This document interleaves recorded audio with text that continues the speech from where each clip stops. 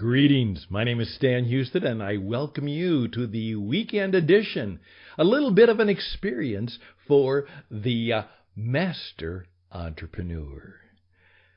This week, I'd like to talk about the PF factor. Well, what does that mean, the PF factor? Years ago, I remember it being something that was a basketball shoe that as a poor boy I wish I could have had, but I had to settle for something else. Could it mean pray first? Well, you know what? That's exactly what it means to begin. But there's more. Yes, there's much more to understand, to live out, and to be more successful, knowing something about God's good PF factor. Little bit of a coaching experience this weekend, so please join me. The program begins right now.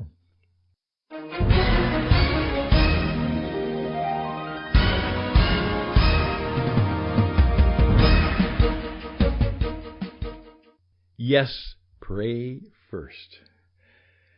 The Christian Entrepreneur's Prayer and 7 Principles for Life and Business.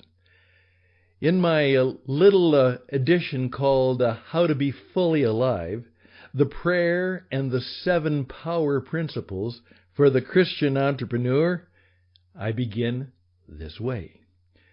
The Christian entrepreneur takes seriously, as both a command and a prayer, the words that were given to the Hebrew hero Joshua, who is given the challenge of creating a new land for his people. Indeed, Joshua is an entrepreneur. God tells him, be strong, be courageous, don't be timid, terrified, or discouraged. And remember, I, the Lord God, am with you. Now, the Christian entrepreneur, we have decided that we're going to take this as a promise as well as a prayer. And so the prayer of the entrepreneur is, make me strong and courageous. May I not be terrified or discouraged. Give me the power of knowing that I'm always in your presence in every step I take. Help me to give my challenges everything I've got, body, mind, and soul. For those of you who haven't read that in my little book, or you haven't heard it before, may I repeat it again? Make me strong and courageous. May I not be terrified or discouraged. Give me the power of knowing that I'm always in your presence in every step I take. Help me to give my challenge everything I've got. Body, mind, soul, spirit. Well, that's a very good little prayer. Under a minute. Something like the Lord's Prayer. I can even tell you that we have adopted what I call the 3-word prayer. May I share that with you? Just these 3 words.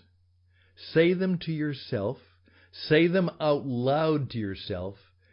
And think of them as a prayer to the master entrepreneur, through Jesus, to all of the Father and spirits and angels around the universe, and more so. Wisdom, courage, kindness. Wisdom, courage, and kindness. You're praying for those 3 things. Wisdom, courage, and kindness. Well, we're into 4 minutes. I hope that those 4 minutes could be life-changing to you. Wisdom, courage, and kindness is the way you pray all the time. And remember, make me strong and courageous. Well, that's why we do say that PF means pray first. And continually keep doing it all the time. And please keep in mind that praying is not just talking to God. In fact, I've discovered more and more, it's just shutting up, being still, and and listening and listening and listening. Again, just let that thought be with you as you go through the weekend and perhaps into the things that you have to do as you meet the marketplace on Monday. But can I take it a step further today? The fun part is that before there was Nike and Adidas and all of those other fancy, oftentimes $100 tennis shoes, $200, $300, those of us who are a bit younger will remember the PF Flyers. And I remembered that because I was thinking about that. PF. Oh, PF Flyers. Now, when I was a child, there was the beginning of the basketball shoe. That's what it was. It was a basketball shoe. And then we started to wear it in other places and spaces besides the basketball court. And there was the tennis shoe. Well, obviously, what was a tennis shoe? Well, it was just that. It was a shoe that you played tennis in. And unless you played basketball or unless you played tennis, you really didn't have one. But then people started to wear them. And one of the more popular brands was simply called the PF Flyer. And I remember that for two reasons. First of all, I certainly wanted one. I really did. But my family was pretty modest, and so I didn't get a PF Flyer. I had to settle for kind of a copycat version put out by JCP. That was the J.C. Penney store. Or the J.C. Higgins, the Sears Roebuck store. And so we couldn't afford the brand names, the PF Flyers. We had to settle for, and we just got used to that, settling for the more generic, obviously less expensive brands. That got me to thinking, and by the way, I found out you can still buy PF Flyers. That's right. You can search them out on the internet, and they're very much like I remember them 40, 50 years, maybe longer than that, years ago. And you can still buy them. You certainly can't buy them for $3.99 or $4.99 or $5.99 or $6.99. I remember the cheaper version of the generic one. I think my dad got it for $2.99. Those were different times. But you still can have some fun with finding out about PF Flyers. So if you'd like to know more about that, and in fact, I have a feeling that they will now start coming back as those kind of old-fashioned nostalgia things do. And I shared the look with my wife, and she said, well, you didn't have a PF Flyer when you were a kid. Now, perhaps you can have one now. And there's a part of me that said, yeah, now I can have a PF Flyer. Well, it's not about PF Flyers. It certainly is pray first, but there's more. And may I introduce you to a story, a personal story, that happened to me when I was going through a stack of old books that had been left at our church. And what it was just that. People who were done with their books, they would just kind of throw them into a box or a barrel, as I recall. And everybody was free to look through them, and if you found one you wanted, you just picked it up. I was doing that one time, and I came across a book that has changed my life. It was an old paperback, and here's what it said. How to Win Over Worry. A practical formula for successful living. And it was written by a man named John Haggai. Now, that name is a little bit different than another gentleman who has a similar name. This is John Haggai, and Haggai. You can still get it. It's a little bit more difficult, but it's How to Win Over Worry by John Haggai, and it is literally one of the best books around. I saw in the Drudge Report that 1 out of 5 Americans suffers from anxiety. That can't be true. It's more than that. People today have incredible anxieties, and some of the way we live and the way we eat and the way we recreate and even our use of social media has contributed greatly to our anxiety. Oh, I might not get enough likes. Oh my goodness. What a terrible way to spend your life worrying about your social media contacts. Well, the book was great. And if you'll give me permission, I'd like to introduce you to a concept that did help change my life. In fact, as I've gone through the renewal of the experience, I said, Stan, you read the book a long time ago. It's time to read it again. How to Win Over Worry. And in finding that, you will discover the power of the PF factor. Let's see what that might be.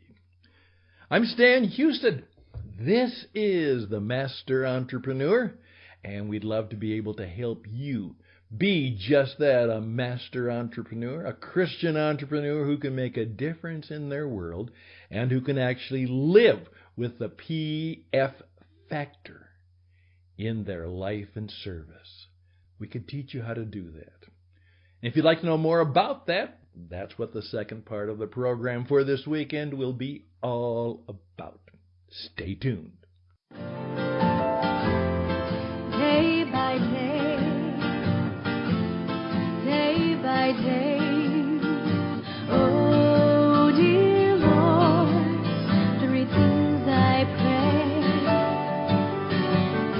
to see Thee more clearly, love Thee more dearly, follow Thee more nearly, day by day.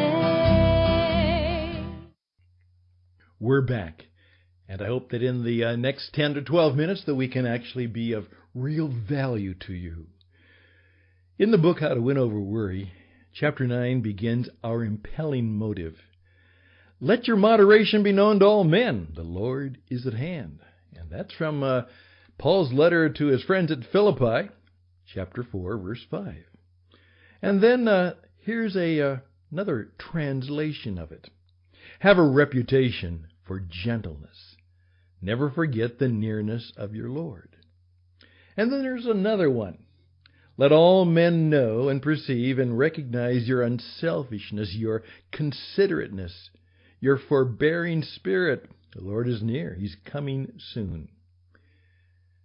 Now, John Haggai continues, the word translated in the King James, moderation, can also be translated as suitable, fair, reasonable, gentle, mild, patient, even lenient.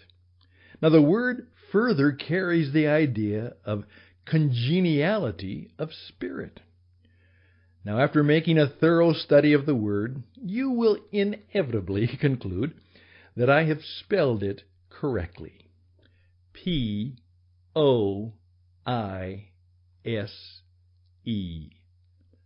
Poise. Poise. For according to Webster, the word poise means balance, stability, ease, dignity of manner. Wow. What is the supreme inducement to poise? What is our impelling motive? What is the driving force that pushes us forward toward this goal?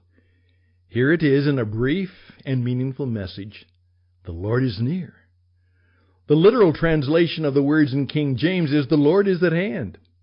In fact, the actual translation would be, the Lord near. 3 words. No verb was used. It was not needed.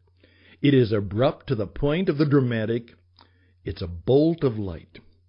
The awareness of His nearness gives great calm in the storm and the stress of life. PF, the poise factor. the poise factor. In fact, I found something in the Jerusalem Bible that I loved in a kind of transliteration. It says, "Let your good sense be obvious to everyone." Make it clear to everyone that you are on their side, working with them and not against them. Could it be that we certainly are to pray, and we certainly are to praise? And could it be that prayer plus praise will lead to poise? Something that God desires for all of us. Poise. I always remember that when they tried to lynch Jesus at his launch, and we'll talk about that in a further story, they were ready to kill him after he announced that, I'm the one. I'm the one that Scripture speaks about. They wanted to throw him over a cliff. And in some translations, there's that wonderful expression, he walked right through them. The world stands aside for the man or woman who knows who they are, where they're going, and what they're going to do. The man or woman full of what? Poise force, spiritual power, the power of God-given poise. I'm going to just let that sit on your head for a while. Perhaps a little bit later on Sunday night, I'd like to talk about what I think poise begins to look like. But I just simply ask you, as you listen to this over the weekend, that you think about that. PF Flyers, that'll be a fun thing to look up. But then let's look at that word poise. PF.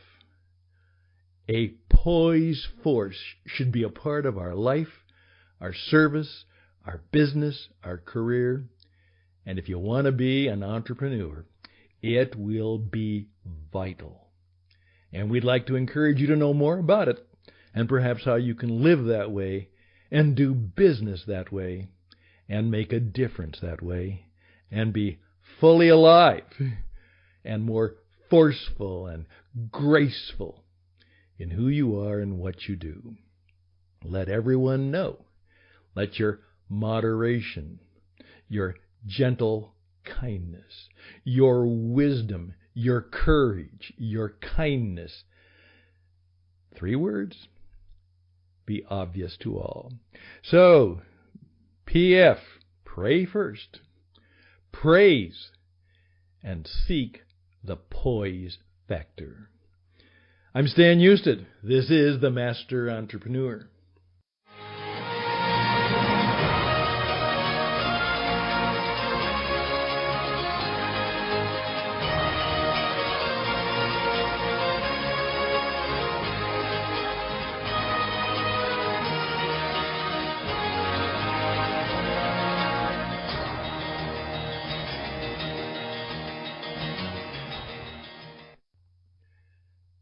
I'd love to come to your place, to your office, your business, your company. I've had over 25 years, maybe longer, of business coaching experience, and that was backed up by many years as an international mission broadcaster, and before that, a number of years as a teacher. And I am today a teacher, a broadcaster, and a business performance coach, and in the areas of helping you build a business that matters and makes a difference, that grows in ideas, that grows in influence, that grows in impact, and grows in income, the right kind of income, we can help you do just that. Once again, you can reach out to me, stanhouston@gmail.com. You can do that, or here's one that's easy to remember, radioedge77@gmail.com, radioedge77 gmail.com. By the way, we will be introducing a new class and course, and it will be on selling. How to sell yourself, your business, and the things that you provide for others. And we're going to actually shock you a bit by showing you how these selling principles came from the Master, Jesus himself. How did he do that? How does he still do that? And how should you sell with the poise force? Thank you for your time. All the best and blessings to you. Make it a time for catching up on your work, but then a little bit of rest, reflection, and worship. And be ready for Monday Meeting the Marketplace. And we'll probably be back on Sunday night to tell you a little bit more about poise and to get you ready to make next week in the marketplace one that will be different and better and more powerful as you live out PF, the poise factor. All the best, my friends. Bye for now.